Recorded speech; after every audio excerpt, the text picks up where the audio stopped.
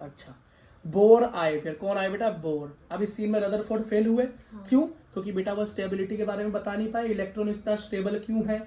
अपना hydrogen spectrum देने के बाद भी वो उसको बेटा एक्सप्लेन नहीं कर पाए, हाइड्रोजन के अलावा कहीं और एक्सप्लेनेशन नहीं दे पाए, फिक्स अमाउंट ऑफ एनर्जी ही क्यों जा रही है, तो वो कुछ बता नहीं पाए। ठीक, लेकिन बोर जो आए उन्होंने बेटा क्वांटाइजेशन ऑफ एनर्जी पढ़ी, और इससे बेटा उन्होंने आइडिया लगा लिया कि इलेक्ट्रॉन अपनी सारी एनर्जी इसलिए लूज नहीं करता क्योंकि प्लैंक नाम के साइंटिस्ट ने ये प्रूव कर दिया था लाइट की थ्योरी से कि सारी एनर्जी तो लूज कर ही नहीं सकता, तो कुछ एनर्जी तो रहती होगी इलेक्ट्रॉन के पास, तभी तो बेटा वो नीचे की तरफ मूव करके घुस नहीं जाता अंदर, तो कुछ ताकत रहती। यही बात वो बता नहीं पाए थे रदरफोर्ड की क्यों रह जाती है, तो उन्होंने बेटा लाइट की मदद से प्रूव कर दी। ठीक है, लेकिन बेटा बोर मॉडल ने डायरेक्ट कभी नहीं बोला कि मैंने क्वांटाइजेशन ऑफ एनर्जी का यूज किया है। क्यों? अगर वो ऐसा करते तो उसे अपने मॉडल के अंदर शेयरिंग करनी पड़ती प्लैंक के साथ, है ना। तो वो ऐसा नहीं चाहते थे। अपनी सब बेटा हर कोई क्या चाहता है, मेरी वाहवाही हो, तो अपनी वाहवाही के लिए बेटा इन्होंने बात को घुमा कर बताया, लेकिन सीधा डायरेक्ट प्लैंक की बात या क्वांटाइजेशन की बात नहीं की। देखो बेटा, it is applicable only on single electron species. बिल्कुल इंपॉर्टेंट बात है भाई, ये पूछी जा सकती है नीट में कि ऐसा कौन सा एटॉमिक मॉडल है जो खाली सिंगल इलेक्ट्रॉन वाले एटम्स पर ही काम करेगा, जैसे कि हाइड्रोजन या हीलियम प्लस। हीलियम प्लस मतलब हीलियम पे 2 होते हैं, लेकिन प्लस का मतलब एक इलेक्ट्रॉन लूज कर चुका है, बच गया एक। जैसे लिथियम -12, मतलब क्या हो गया, लिथियम पे कितने बचे? 12 पहली ले लिए, बचा एक, जिसपे एक ही इलेक्ट्रॉन हो, क्या एक ही इलेक्ट्रॉन हो, उसी के ऊपर ये एप्लीकेबल हो सकता है बोर का मॉडल। इसके बाद में जाके फेल होने के कारण भी होगा, ये बोर के मॉडल का एंड में जाके फेल होने का कारण बनेगा बहुत बड़ा। क्या बनेगा कि ये सिर्फ सिंगल एटम, हाँ सिंगल इलेक्ट्रॉन वाले एटम्स पे ही एप्लीकेबल होता है। ठीक है, it is based on particle nature of electron. अब ये इलेक्ट्रॉन के पार्टिकल नेचर पर डिपेंड करता है। पार्टिकल नेचर मैंने क्या बताया था, जिसके अंदर मूवमेंट कैसी हो, स्ट्रेट लाइन में, कैसे, ऐसा ना हो कि घूम घूम के मूव कर रहा है, इधर उधर मूव कर रहा है, डिस्ट्रैक्ट हो रहा है, ये सब नहीं। पार्टिकल नेचर, ये 2 इंपॉर्टेंट बात है। ठीक है, अगला देखो। अब बेटा बात तो इसने शुरुआत वहीं से की कि भैया इलेक्ट्रॉन एटम के अंदर बीच में एक सॉलिड मास है जिसके अराउंड इलेक्ट्रॉन मूव करते हैं ऑर्बिट्स के अंदर, इसने ये बात बताई। ठीक है, और बेटा बीच में सारा मास भी कहाँ पर है, न्यूक्लियस के अंदर ही है, और इलेक्ट्रॉन जो नंबर होते हैं वही बेटा एक एटम का नंबर होता है। ये सारी चीजें उन्होंने अंदर बता दी। ठीक है, अच्छा बस इन्हें बोला कि बेटा जिस मूवमेंट से वो मूव करता है, क्या ये मान लो ये मेरा एक न्यूक्लियस है पॉजिटिव, तो इसके अराउंड बेटा जो इलेक्ट्रॉन मूव करता है तो एंगुलर मोमेंटम ही तो है, कोई एंगल पे तो मूव कर रहा होगा, तो बेटा उस एंगुलर मोमेंटम का इसने एक फॉर्मूला बताया। मोमेंटम का फॉर्मूला होता है mv, mass into velocity. Mass into velocity होता है, क्या होता है, मूवमेंट। भैया मूवमेंट का क्या मतलब होता है, जब कोई तुमने किसी को धक्का दे दिया, अब वो बेचारा उस मूवमेंट में धक्के में चला जाता है, तो वो मूवमेंट होती है। जैसे मान लो तुम घूमने लगे तो घूमती चली जाती है ना चीज, तो उसका मोमेंटम हो जाता है। उस तरह का क्या होता है, मोमेंटम हो जाता है। मूवमेंट से क्या होता है, मोमेंटम हो जाता है। लेकिन बेटा आर क्यों आ गया यहाँ पे एंगुलर में, क्योंकि बेटा यहाँ पर रेडियस के अलावा सर्कल की बात करो, जब भी सर्कल की बात करोगे तो भैया रेडियस की बात करनी पड़ेगी। क्यों बेटा, बनता ही सर्कल कैसे है, किसी फिक्स सेंटर से बाहर पॉइंट्स डिफरेंट पॉइंट पर सेम बेटा रेडियस जब खींचते हैं तो एक सर्कल बन जाता है। तो इसके अंदर बेटा इसलिए आर आ गया। एंगुलर मोमेंटम का फॉर्मूला याद करने का आसान तरीका कि आर आ जाएगा। ठीक, वो क्या होता है, एन एच बाय 2 पाई। एच क्या भैया, प्लैंक कांस्टेंट, हो गया ना यूज धीरे धीरे। अगला क्या, एन क्या है भाई, नंबर ऑफ जो भी इलेक्ट्रॉन का नंबर है अपन में 2 पाई। 2 पाई का मतलब क्या है, 360। भैया पूरा सर्कल मूव करेगा तो 2 पाई बनेगा ना। पूरा सर्कल कितना होता है, 360 डिग्री, और पाई का मतलब होता है 180 डिग्री, तो 2 पाई हो गया 360 डिग्री। बात समझ में आ गई, बिल्कुल सिंपल सी बात है। जहाँ पे एन क्या हो सकता है, 1 2 3 4 कुछ भी हो सकता है। ठीक है, तो बेटा जिस ऑर्बिट के अंदर ये घूमता है, जो भी एंगुलर मोमेंटम निकला, इनको बोलते हैं स्टेशनरी ऑर्बिट्स। क्या बोलते हैं, स्टेशनरी ऑर्बिट्स, समझ गए। हाँ, और बेटा इलेक्ट्रॉन कभी, उसने एक बात और बता दी, इसने इलेक्ट्रॉन क्या बता दी, इसने बोला जी एनर्जी कभी रिलीज नहीं करता इलेक्ट्रॉन। अगर वो अपनी स्टेशनरी ऑर्बिट के अंदर बैठा हुआ है ना, तो वो कभी भी एनर्जी निकालेगा ही नहीं। तो जब निकालेगा ही नहीं, कुछ अमाउंट ऑफ एनर्जी फिक्स रहेगी उसके अंदर, तो कभी इलेक्ट्रॉन जाकर न्यूक्लियस पे पड़ेगा ही नहीं। तो इलेक्ट्रॉन हमारा आइटम क्या होगा, हमेशा फिक्स रहेगा, चलता रहेगा, कोई दिक्कत नहीं। उसने बोला भैया रिलीज होती नहीं एनर्जी। बोर ने ये बोला कि एनर्जी रिलीज होती ही नहीं। अगली चीज देखो बेटा, बोर ही था पहला जिसने की ऑर्बिट्स के बारे में तो रदरफोर्ड ने ही बताया था। ऑर्बिट्स को इसने सबसे पहले शेल भी बोला था। क्या बोला था, शेल्स का नाम भी दिया था। आगे आप पढ़ोगे तो शेल। हाँ देखो अगली चीज देखो बेटा, but when suitable amount of energy electron को मिलती है, लेकिन इसने बोला कि भैया नीचे तो नहीं आएगा इलेक्ट्रॉन। क्या इलेक्ट्रॉन नीचे, यहाँ देखो जरा, इसने माना ये मेरा एक न्यूक्लियस है, ये पहली दूसरी तीसरी चौथी स्टेशनरी ऑर्बिट्स है, ठीक है, या शेल है। है ना। तो उसने बोला इलेक्ट्रॉन मान लो मेरा इस ऑर्बिट के अंदर है, पहली दूसरी तीसरी में है, तो बेटा ये नीचे तो कभी आएगा ही नहीं स्टेशनरी से, क्यों, अपनी एनर्जी कभी भी छोड़ेगा नहीं। ये किसने बोला, बोर ने बोला। लेकिन बोर ने एक बात बोली, एनर्जी अगर इसे कहीं से मिल जाए, बाहर से इसे एनर्जी मिल जाए तो ये ऊपर जरूर जा सकता है। क्या, ऊपर जरूर जा सकता है। एनर्जी लेकर एक्साइट हो जाएगा और बेटा कहाँ जाएगा, अपने से ऊपर वाली स्टेज में चला जाएगा, है ना। जो पैसे आ जाएंगे ना जेब में, पैसे आ गए तो बेटा नई नई मार्केट घूमेगा, मतलब जब एनर्जी आ गई तो तेज हो जाएगा, एक्साइट हो जाएगा। इसको बोलते हैं एक्साइटेड स्टेट। ये हो गया भैया, एक्साइटेड स्टेट में आ गया, एक्साइट हो गया, एनर्जी मिल गई तो ऊपर की तरफ दौड़ गया। पर भैया ये गेन और लॉस दोनों करता है ना। अब सुन तो लो कैसे करता है। यहाँ से तो हिलेगा ही नहीं, मान लो जो उसकी मेन क्लास है वहां से तो हिलेगा ही नहीं। ये तो बोल दिया भैया बोर ने।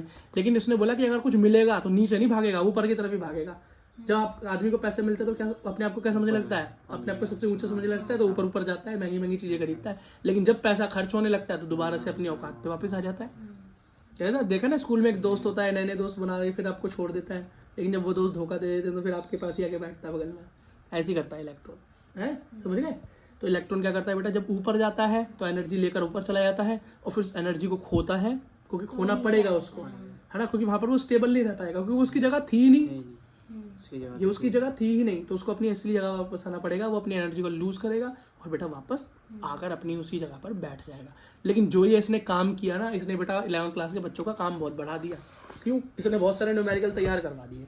कैसे, देखो बेटा, जब ये एनर्जी लेता है, मतलब एब्जॉर्ब करता है, तो उसको बोलते हैं एब्जॉर्प्शन स्पेक्ट्रम। एब्जॉर्प्शन स्पेक्ट्रम मतलब भैया एनर्जी ली तो स्पेक्ट्रम। अब वो जब नीचे आता है, खोता है, तो एनर्जी एमिट करता है, एनर्जी छोड़ता है, तो हो गया एनर्जी एमिशन स्पेक्ट्रम। भैया फिर से वापस आ गया, दो काम कर दिए इसने। तो बेटा याद रखना, इस बात से एक और चीज़ समझ में आ गई कि हमारे न्यूक्लियस के पास वाली जो ऑर्बिट्स होती हैं उसकी एनर्जी कम होती है। तो पहली की कम, दूसरी की उससे ज़्यादा, तीसरी की उससे ज़्यादा। जब तो ऊपर की तरफ भाग रहा है वो ज़्यादा में, नीचे की तरफ भागना चाहिए था अगर नीचे वाली ताकतवर होती तो।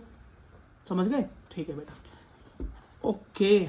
और बेटा हर ऑर्बिट का एक एक नाम दे दिया उसने, 1 2 3 4 5 6 7, ठीक है, बहुत अच्छा। बेटा कुछ फॉर्मूले देख लो, यहाँ से क्वेश्चन बनते हैं। पहला फॉर्मूला क्या है, रेडियस ऑफ ऑर्बिट। इसने बोला जिस भी ऑर्बिट के अंदर इलेक्ट्रॉन घूम रहा है, मैं उस ऑर्बिट की रेडियस फाइंड कर सकता हूँ। क्या रेडियस क्या होती है, यहाँ से यहाँ तक, न्यूक्लियस से रेडियस फाइंड होती है ना, तो मैं रेडियस फाइंड कर सकता हूँ। उसका फॉर्मूला बताया, रेडियस ऑफ वो जो भी नंबर ऑफ ऑर्बिट है, ठीक, क्या होती है 0.53 मल्टीप्लाई n बाय z।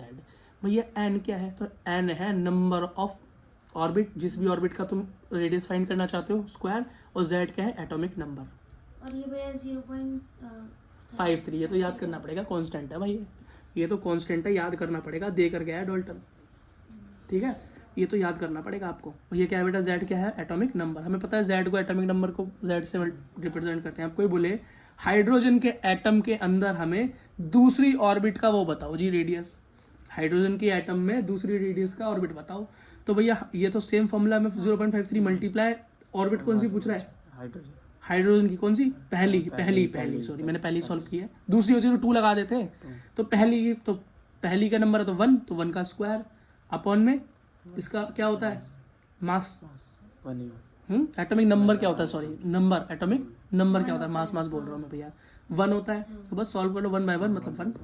और एंगस्ट्रॉम में नापते हैं, इसकी बहुत छोटी यूनिट होती है ना, तो एंगस्ट्रॉम में, बड़ी क्या होती है लाइट ईयर में, ठीक है। अगला देखो, Vn velocity of electron moving electron, मतलब किस स्पीड से मूव कर रहा है कोई इलेक्ट्रॉन एक ऑर्बिट में, कितनी तेजी से रोटेशन कर रहा है, तो उसकी स्पीड निकालने का फॉर्मूला है Vn velocity of any electron in n number of orbit, जो भी नंबर फर्स्ट में सेकंड में जिसमें भी निकालना चाहते हो वो, 2.18 multiply 10⁶ multiply z by n metre पर सेकेंड। अब ये z क्या है, नंबर ऑफ एटॉमिक नंबर, और n का मतलब जिस भी नंबर ऑर्बिट जिसके अंदर तुम निकालना चाहते हो। और थर्ड फॉर्मूला है बेटा एनर्जी ऑफ दैट ऑर्बिट, किसी भी ऑर्बिट का आप एनर्जी निकालना चाहते हो, इसमें ताकत कितनी है, तो वो निकालने का फॉर्मूला है En का मतलब नंबर ऑफ ऑर्बिट जो भी है, इक्वल्स टू -1.3 या 13.6 मल्टीप्लाई z स्क्वायर अपन में n स्क्वायर। z पता है एटॉमिक नंबर और n क्या है नंबर ऑफ ऑर्बिट, ठीक है।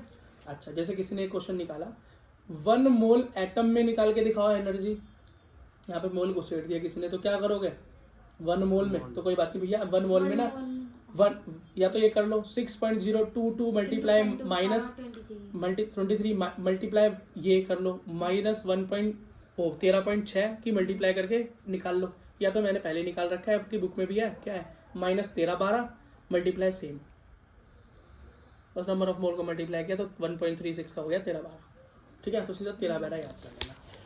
एक क्वेश्चन कर लेते हैं बेटा। एक क्वेश्चन क्या है, if radius of the second orbit of H atom is x. इसने बोला रेडियस दे रखी है सेकंड ऑर्बिट, क्या रेडियस दे रखी है सेकंड ऑर्बिट की कितनी, एक्स। हाँ पहले सेकंड ऑर्बिट बता रखी है, मतलब एन दे रखा है, बोला एक्स है। Then the radius of third orbit of helium plus, मतलब हीलियम प्लस क्यों किया बेटा, ताकि सिंगल बन जाए।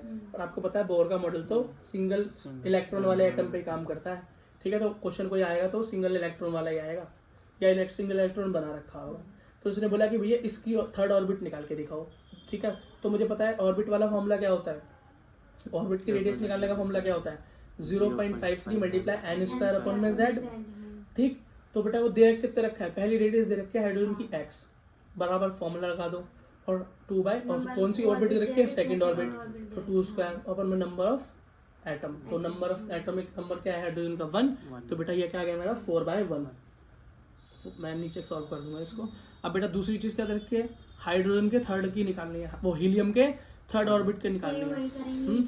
तो 0.53 मल्टीप्लाई थर्ड पूछा है, थर्ड ऑर्बिट उसका, हाँ, और हीलियम का एटॉमिक नंबर होता है 2, तो ये हो गया 9/2। इसको अभी करते हैं, तो दोनों का क्या कर देंगे बेटा, कम इस तरह के क्वेश्चन में डिवाइड कर देते हैं, ठीक है। तो डिवाइड कर देंगे, तो इसको डिवाइड करेंगे रेडियस ऑफ हाइड्रोजन में रेडियस ऑफ हीलियम, तो ये तो पता है एक्स, ये पता नहीं। Radius of third orbit helium की थर्ड ऑर्बिट की रेडियस पूछी है, ठीक है। इज इक्वल्स टू, ये क्या निकल के आया 0.53 मल्टीप्लाई 2 स्क्वायर बाय 1, और अपॉन में 0.53 इंटू 3 स्क्वायर बाय 2, तो 0.53 क्या 2 स्क्वायर हो गया 4, 1, ये हो गया 9/2। अब बेटा इसको सीधे लिखूंगा तो 4/1 मल्टीप्लाई 2/9 हो जाएगा, ठीक है। अब बेटा मल्टीप्लाई करें 4 2 जा 8, 9 1 जा 9, 8/9। बेटा मेरा आंसर आया x by r equals to, मतलब radius of helium atom third orbit में 8/9। और इसका क्या मतलब हुआ, अगर उसको मेरे को x ही तो फाइंड आउट करना है, तो r फाइंड आउट करना है, तो मैं r फाइंड आउट करूंगा, तो बेटा से उल्टा करके लिख दूंगा, ये हो गया 9/8, ठीक है। हो गया। देखो बेटा एक क्वेश्चन दे रखा है, find energy of first orbit of H1 first. अब एनर्जी का निकालना है फॉर्मूला, तो एनर्जी का फॉर्मूला क्या था, -13.6 इंटू z स्क्वायर अपॉन में n स्क्वायर, ठीक है, इलेक्ट्रॉन वोल्ट पर एटम। अब क्या निकला, हाइड्रोजन की फर्स्ट ऑर्बिट का निकालना है, तो फर्स्ट ऑर्बिट का निकालना है, तो हाइड्रोजन का एटॉमिक नंबर होता है 1, और n हो गया 1, तो 1 स्क्वायर 1 स्क्वायर 1/1, 13.6 मल्टीप्लाई 1 13.6।